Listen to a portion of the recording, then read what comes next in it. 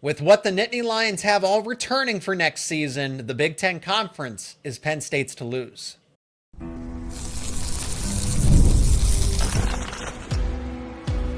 You are Locked On Nittany Lions, your daily podcast on the Penn State Nittany Lions.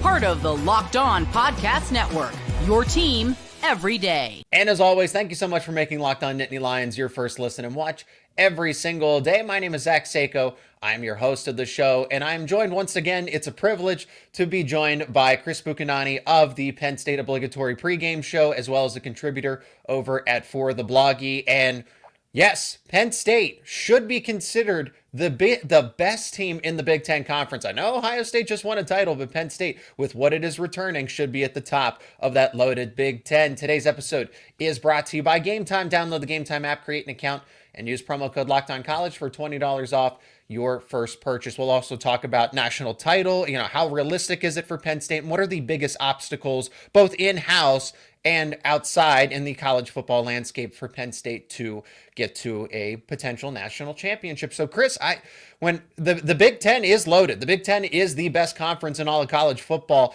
And with what Penn State is returning, a third-year starting quarterback, 2 4-year co-starting running backs returning. Ohio State doesn't have that. Oregon doesn't have that. Michigan doesn't have that. I know they're building, and then there's the transfer portal window. But as we sit here right now, before we get to that transfer portal window, Penn State is the best team in the Big Ten. And don't forget, Zach, a very deep tight end room full of some of the best players in the country at that position. And I think most importantly, when you talk about bringing back a multi-year starter at quarterback and those 2 great tailbacks, it's all about the line of scrimmage, man. It's the offensive line, and not just the talent that Phil Trautwein has playing at such a high level in the starting group. But what has me excited as somebody who has been a long-suffering Penn State fan with frustration about our performance on the offensive line, if you look at the depth that James Franklin and Phil and that whole staff have been able to put together on the O-line, I think if a few dominoes fall Penn State's way in terms of development of younger players in the winter, into the spring and summer, they could go too deep with guys who, if you have to play them in a conference game situation, like really high pressure, high leverage moments, they have guys who could step in and not see a lot of drop off in terms of their productivity. And that's a rare thing. There's probably fewer than 6 or 7 programs in the whole country in that position. So to have the skill guys coming back that we do, to pair with that kind of talent and depth at the offensive line, and just the way they've been executing under Phil's coach in the last few years, that might be the thing that has me most optimistic about 2025. And I think that's an excellent point, and something that I have pointed to as well, is that the offensive line, I know we've said this every year that, Penn State's offensive line is going to be better. And that's true. Part of the reason was it was a long path to get to this point. But now you have 4 out of 5 starters returning. In addition, you are arguably getting the best offensive lineman of this group back from injury in Anthony Donko. You added a former 5-star in TJ Shanahan as a rotational guy. This guy's not, he's got to start, be a backup, kind of like a Nolan Rucci where, hey, you're going to play, but you might step in and have to be the guy. Battle it out with basically Sal Wormley's the only one moving on. So I like the point about the offensive line. I know that Penn State's losing Tyler Warren, but I think a lot of that is going to be offset by the fact that you're getting 2 NFL caliber running backs back.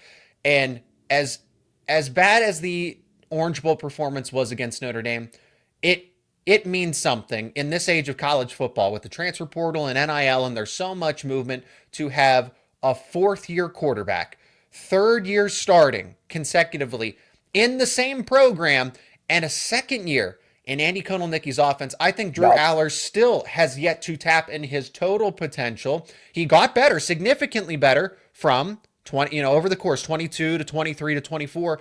But going into the 2025 season, there's still more to Drew Allar being a starting quarterback. Oh, yeah, I agree with that completely. We got to remind ourselves, I know it's frustrating when you're a football fan and quarterbacks make bad plays. Trust me, I feel and share that pain. The kid's only 20 years old.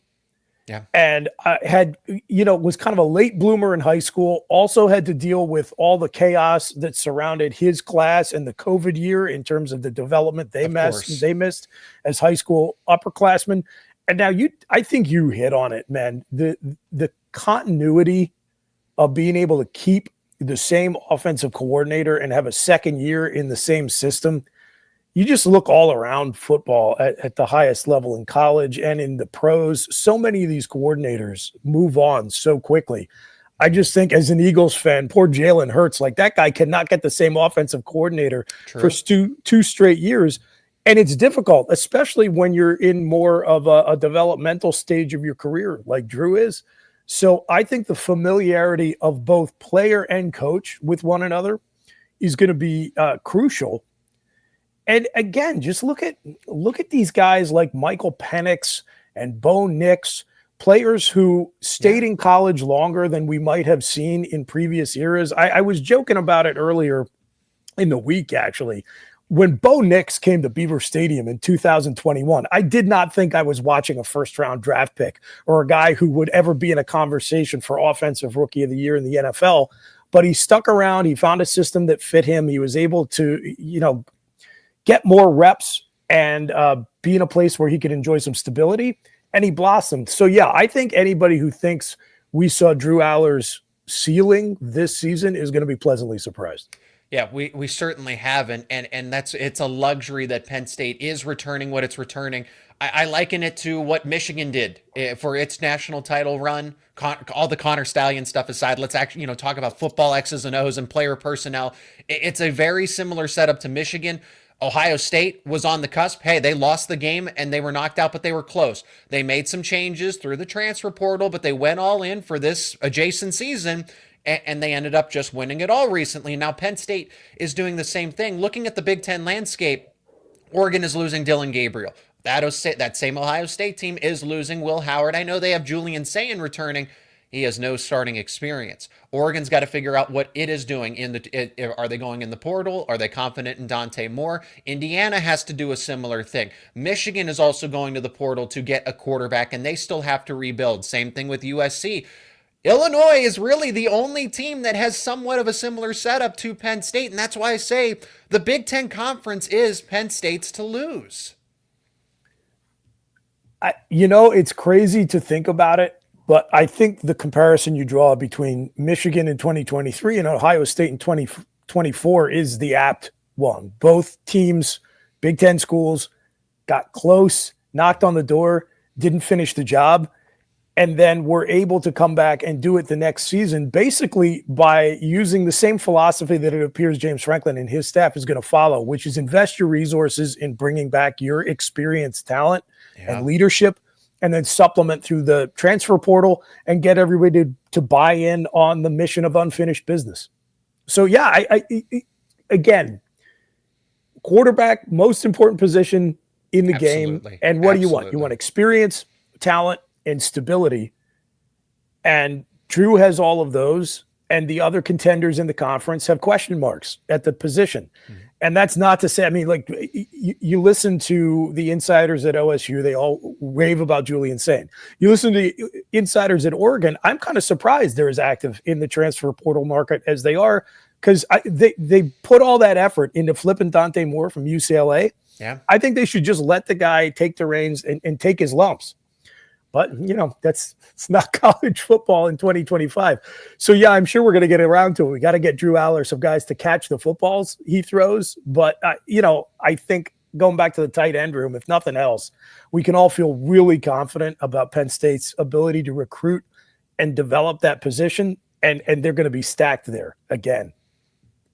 You say that about the tight ends. We rave about the running backs. The wide receivers could certainly be a lingering issue, but maybe not. Now, we'll talk about that on the show, but outside of the Big Ten, winning the Big Ten is one thing. Oregon did it, but didn't win a national title. How serious is Penn State as a national title contender? Pretty serious, despite only having the 5th best odds per the odds makers. We'll talk about it more and how legitimate Penn State could go on a national title run on the other side of this break. And today's show is brought to you by TALKSPACE. Therapy is a game changer. It can help manage stress, improve sleep, and communicate more effectively. But finding the right therapist and fitting sessions into a busy schedule can be pretty challenging. That's where TALKSPACE comes in. TALKSPACE, the leading virtual therapy provider, makes getting help you need easy, accessible, and affordable. With TALKSPACE, signing up is simple. You get matched with a licensed therapist who fits your needs, usually within 48 hours, just 2 days. And it's convenient. You can have sessions from the comfort of your own home and even message your therapist in between appointments. Plus, TALKSPACE is covered by many insurance plans, and for most insured members, there's a $0 copay. It's never been easier to prioritize mental health. As a listener of this podcast, you will get $80 off your first month with TALKSPACE when you go to TalkSpace.com/LockedOnCollege and enter promo code SPACE80 to match with a licensed therapist today. Go to TalkSpace.com/LockedOnCollege, enter promo code SPACE80 to get $80 off your first month and show your support for the show. That is TalkSpace.com/LockedOnCollege, promo code SPACE80. Penn State, if they're going to be the favorite, at least the way we're discussing it for the Big Ten Conference, then yes, that puts them into the national championship conversation. You don't just casually win the Big Ten and then, oh, they're a fringe contender in the actual 12-team college football playoff. And however, whatever adjustments they decide to make ultimately, the teams that I really look at, Texas, Arch Manning, but no starting experience. Penn State is really in a category by itself because of that three-headed monster in the backfield. Drew Allar is a fourth-year quarterback, third consecutive year starting, and then second year with Andy Kotelnicki, who has started to unlock his potential, and then Nicholas Singleton and Kaytron Allen, who were top 10 running backs conservatively going into the 2025 NFL draft, have both opted to come back, and they're going to have their strengths maximized. Texas doesn't even have that. Now, Texas is going to field a pretty elite defense. You have Arch Manning, but with no starting experience. If he was going into his second year, right, everything else, I'd understand, but Arch Manning still has to prove something to me, but he'll have a complementary team of receivers and running backs and a defense to certainly help him out and make that transition fairly easy. Georgia's built through the transfer portal. Unless they're, again, the spring transfer portal window is probably going to tell us a lot of how it, of course, is going to tell us a lot about how the landscape's going to look. So unless that team makes this splash, like a Miami goes in and gets maybe 3 more players, or there are names we don't even know or even considering entering the transfer portal window in the spring. But essentially, I think it's Texas and Georgia.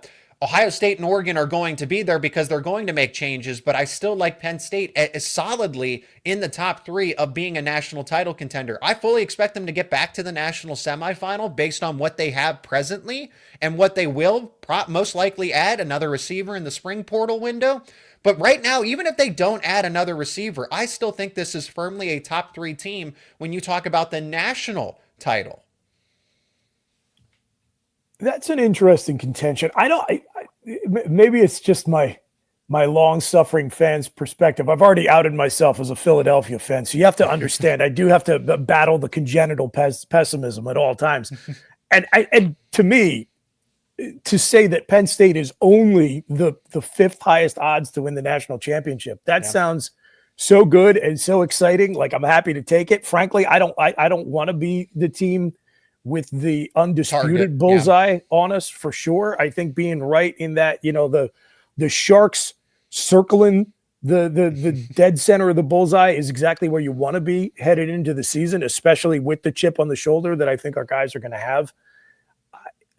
You make a really strong case, though, just because we have seen kind of as a dual result of the peculiarities of COVID allowing a lot of these guys to stick around longer, and then certainly NIL playing a factor in that, how important reps and experience are. That Michigan team we talked about in the last segment from 2023, they won that national title because they had a ton of guys starting for them on both sides of the ball who just felt like they've been playing college football forever.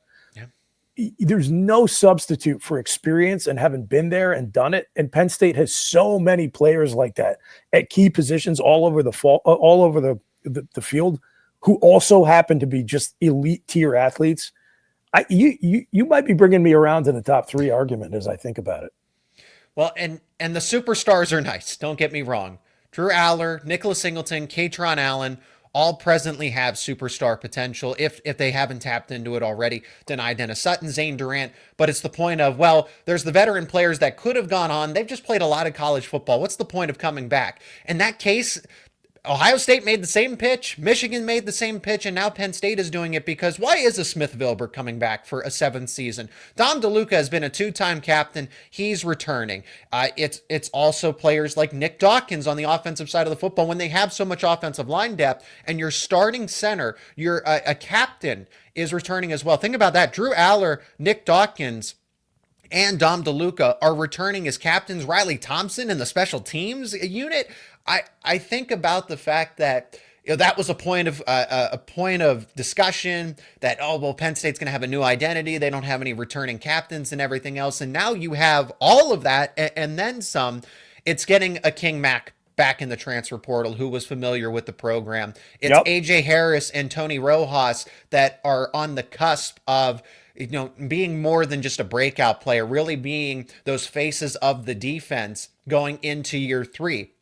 So it's all of that combined. And I look at, okay, Texas certainly has that. Georgia's going to have that just naturally. And then they're going to get contributors through the portal as well. The Miami Hurricanes, but not to the extent of Penn State. And the same thing could be said about Michigan. And the same thing could be said about Ohio State these past 2 seasons.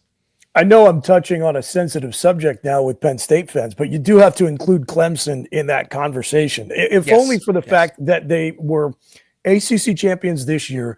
We've seen Dabo do it, whether you like him or not. The guy has 2 rings. They have Cade Klubnik coming back. Yeah, they have Cade Klubnik coming back for basically his 3rd year of experience, getting significant reps.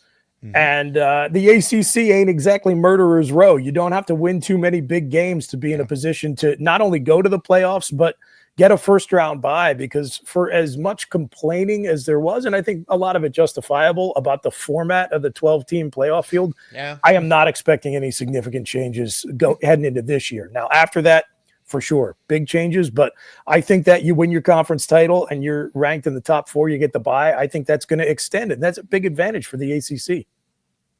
And Clemson, perfect profile in terms of, because both Cade Klubnik and Drew Allar came from that class of 2022 and had high expectations as being, they rotated Drew Allar according to one recruiting ranking says that he's number 1. It's Cade Klubnik in another place. So Clemson actually is one of those teams that I think should definitely. So I failed to neglect to mention them, but you bring them up and they certainly fit into this category of there's Texas, there's Georgia, Ohio State, and Oregon will certainly try to reload, but with the foundation, that's the point here. It's not that, oh, those other teams can't get better. They can, because there's free agency in college football now. My point is that they have a foundation. Ohio State had a foundation. Got Quinshon Judkins, Caleb Downs in the transfer portal, obviously Will Howard. Michigan had a foundation, didn't really make as many portal moves to that extent there. I think Ohio State certainly made some more significant ones, but Penn State doesn't have to make the significant ones. They have a quarterback. They have 2 running backs. They got a couple of wide receivers. They have tight ends. They had offensive linemen, and they went and got another one. Defensive linemen, linebackers, secondary might be the best group on the defense, and then, special teams, right? So a lot of things are covered. Can they go get some depth? Can they go get another wide receiver? Absolutely. But this foundation that Penn State doesn't need to go scrambling. I like what they have set up. Can they get some more complementary pieces? Everybody can get better. Everybody can improve. But there's not necessarily a true need. And I know I'm saying that given all of the discourse around the wide receiver group.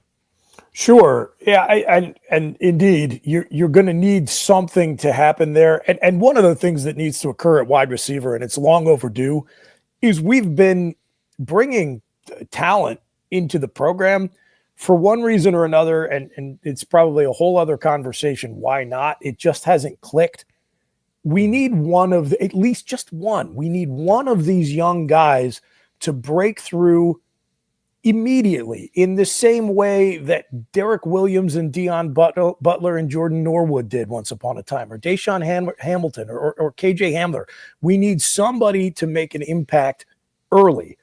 Maybe that's Tyseer Denmark. Maybe that's like Lyric Samuel or Matt Houghton or Jeff Exenor, one of these true freshmen.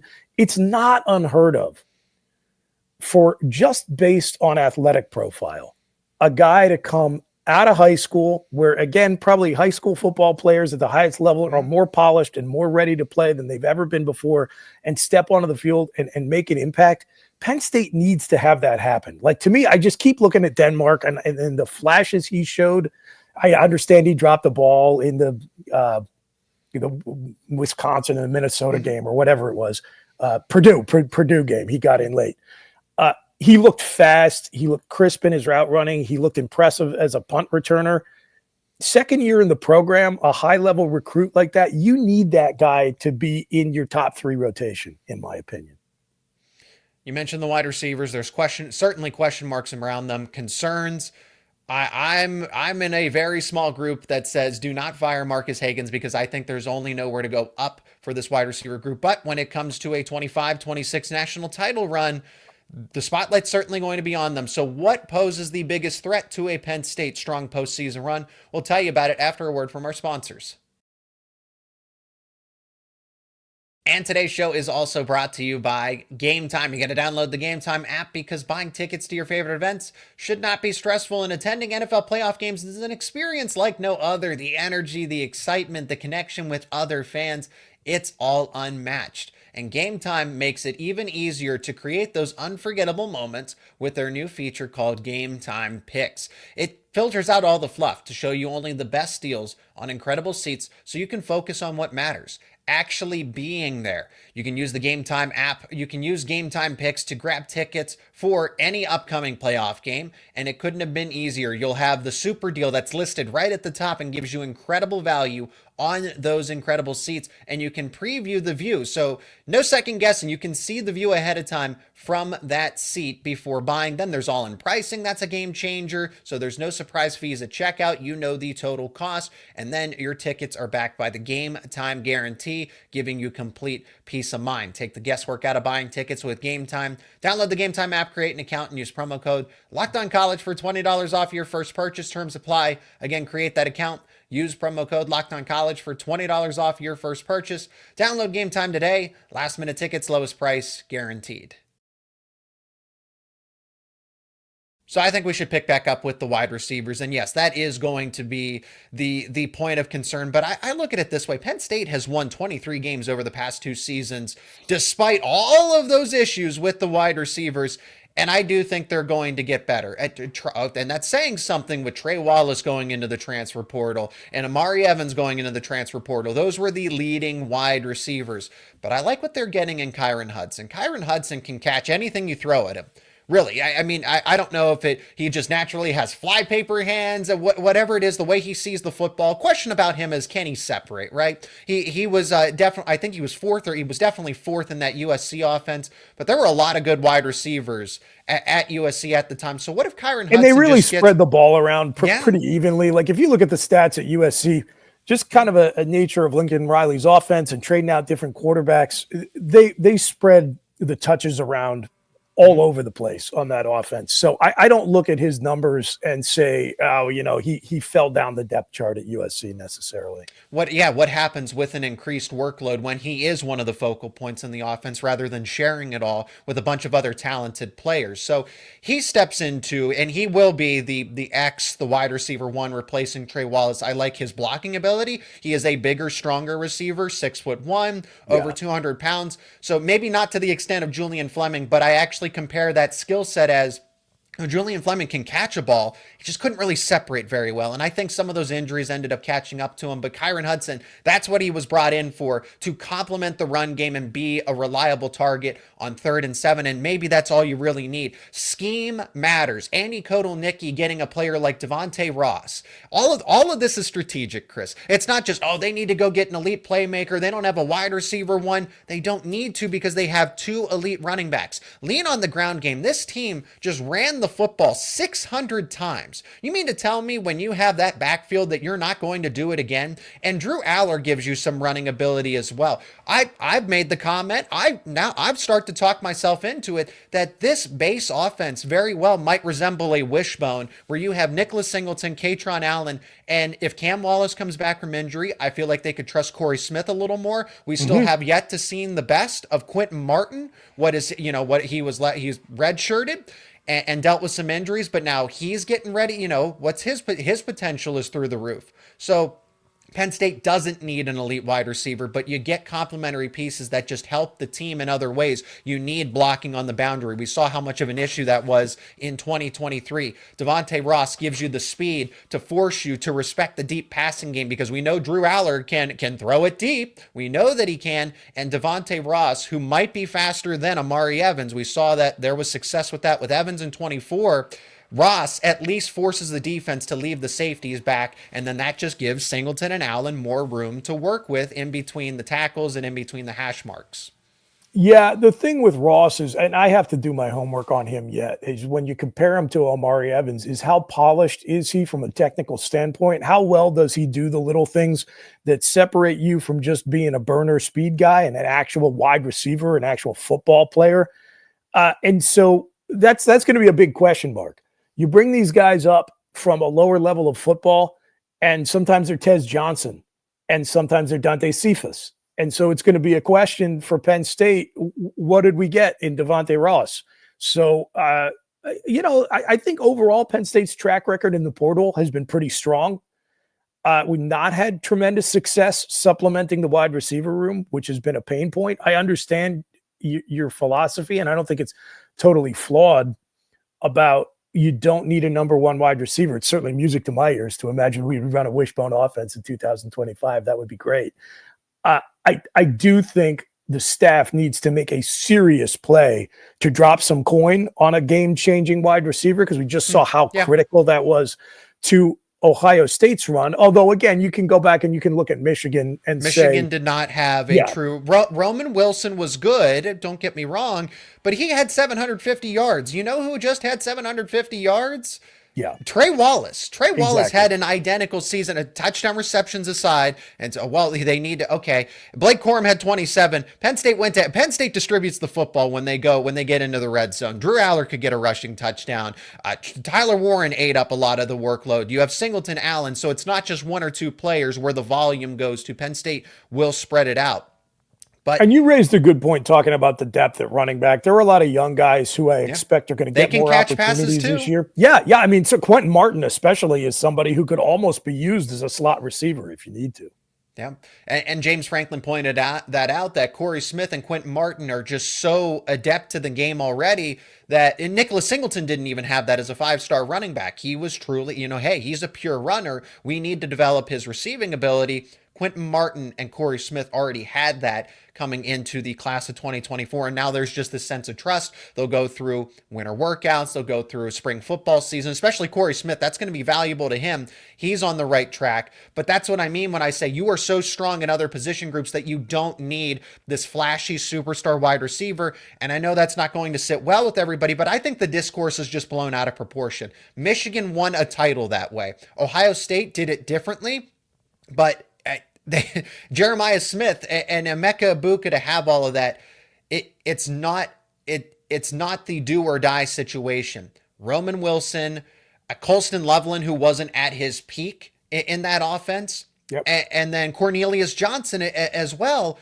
I think Kyron Hudson, Devontae Ross, and then what Penn State with Khalil Dinkins and Luke Reynolds are at tight end are certainly comparable in that regard. It's the potential of having another top 10 conservatively, top 5 defense for Penn State, a third-year starting quarterback returning in the same offense, and a dynamic duo at running back. Michigan had all of that, so why does Penn State need to break away and say, it's nice, don't get me wrong. If there's a portal receiver and Penn State can contend for him, they are absolutely going to try to make a push. However, I'm saying that if Penn State doesn't do it, I'm still confident in their national title hopes. The offseason is the time for boundless optimism, Zach, and I appreciate you're pumping me up. You've gotten me from Penn State from a top 5 title contender to a top 3. I will say this. If there is one move I want to see Penn State make in the transfer portal season in the spring, it's to locate, and they've been good at this, another rotational player at defensive tackle. You don't need somebody who is going to play a ton of snaps for you, but you need somebody who can come in and play quality snaps as part of a rotation. If you look at the depth chart at interior defensive line, unbelievable benefit. It's just awesome to have Zane Durant back. But in terms of playing experience, you get real thin real quick when you look down to 2 and 3 deep. Yeah.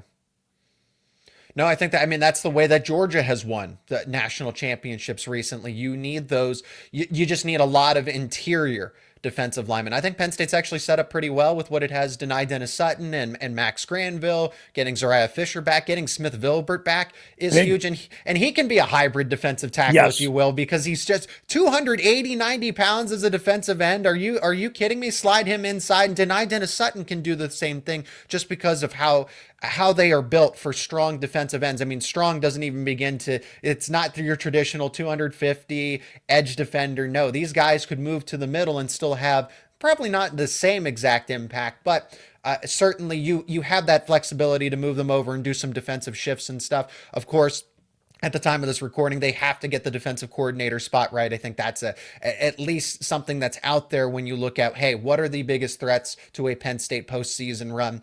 You need A.J. Harris to blossom. You need Tony Rojas to blossom. As much optimism as I have for those players, those are guys that it can't just all be on denied Dennis Sutton and Zane Durant just to kind of finish up and say, hey, what are those concerns about this Penn State team? If those guys disappoint and don't actually break out fully and reach their potential, we haven't even mentioned Zach Wheatley, but he's certainly in that conversation as well, taking another step. If all of those guys don't take a step, the odds are against that, but it's certainly a possibility if they don't develop and reach their full potential.